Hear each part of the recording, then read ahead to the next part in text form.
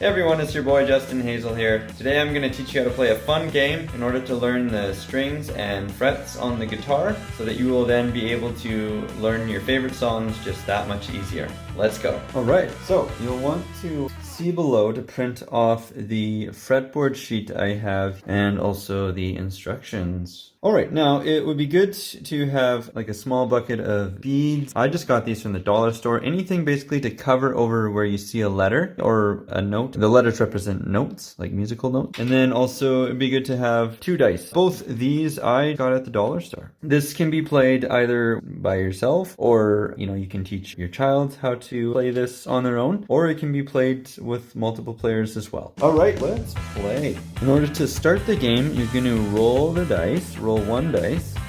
So there's a 3. That's going to represent the string number. Each of these lines lengthwise is going to be a string. There are 6 strings. Okay, so 3 is going to represent the 3rd string. Keep that in mind. You're on the 3rd string here. Now I'm going to roll both dice.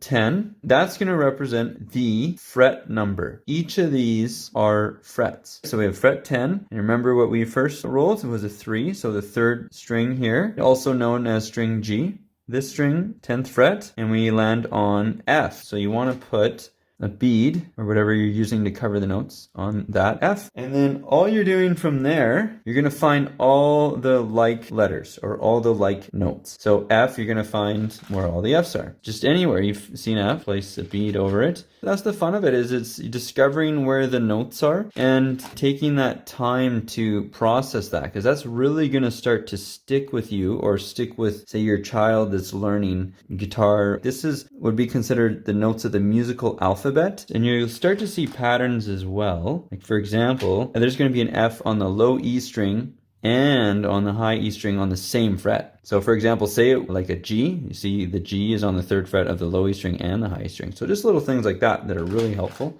And that's basically it. It's just a fun thing to do, and then you can do this again. And put the beads back. All right, roll. And so this would be the next roll. You got a 6 there. It's going to represent the 6th string. Now, this is also known as the low E string. It's the same thing. There's no reason why these numbers are down here. They could be up here too. 6th string, but you could see it as just the low E string or the 6th string. The fret numbers though are, yes, this is in order from 1, 2, 3, 4, 5, 6, etc. Okay, I rolled a 6th string, okay, or low E string. I'm going to roll for the frets. So you can see the common theme of the string and then the fret.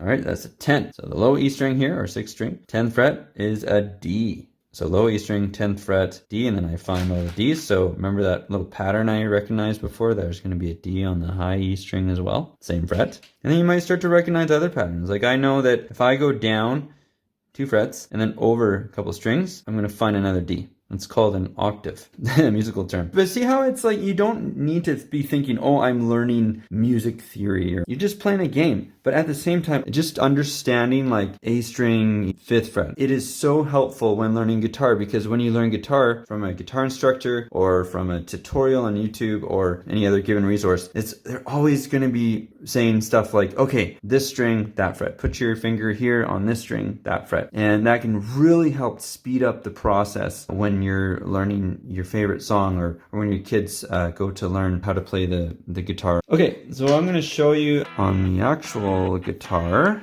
So this is the low E string, just like this is the low E string. Low E string, low E string, low A string, low A string. Now this isn't part of the game, by the way. I'm just showing you. It helps you develop strong practical application there. So for example, if I look here and you see low E string 1st fret is an F, this is an F on the guitar. Low E string 3rd fret is a G. That's a G on the guitar. All right, now obviously I'm not playing guitar, how you would actually play it. I'm just putting my fingers to show you how that works. Okay, now I just want to show you what this is, for example, where you have this slash with the 2 letters here. Okay, now just to show you, this is the same note. This would be called a C sharp. That little number sign means sharp, and then this would be a D flat. That little looking B thing means flat. So it'd be C sharp, D flat. You're not going to put like it on just half of that and then half of that or something. No, it's all the same there. It's the low E string 9th fret. This C right here, a sharp means up 1 fret from the C. D flat means 1 fret down from the D. All right, or I have this A sharp, B flat. It's just the low E string, 6th fret.